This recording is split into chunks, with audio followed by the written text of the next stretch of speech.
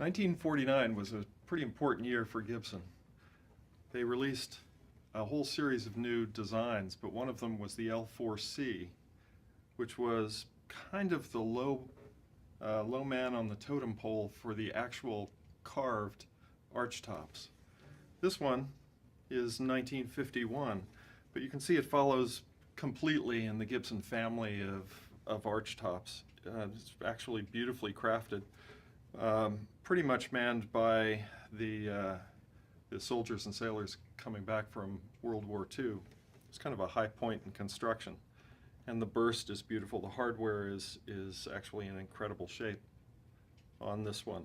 The problem was, this being the smallest at 16 inches, it just never really sounded great. And though they figured it was one of the more comfortable designs they had ever come up with, it fits the body fantastically.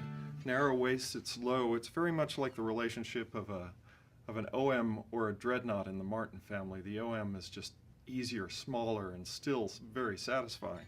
The problem with the L-4C, it didn't have a great sound. But the same year, they scratched their heads and produced the ES-175.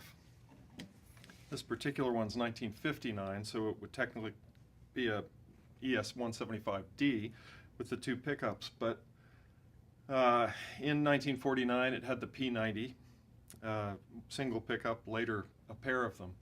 But it's exactly the same guitar, but out of plywood. The plywood made sense because what the heck, you're drilling holes in the top to put these pickups in it. Why bother with a toned, hand-carved arch top?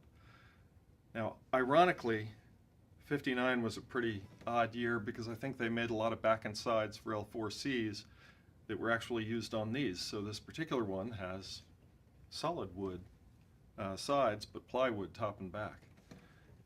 Gibson used 3-ply plywood with unremarkable veneers, as you can see from the graining, but incredibly strong, terribly dependable, very, very roadworthy, utterly sturdy, dependable, and perfect for the pickups.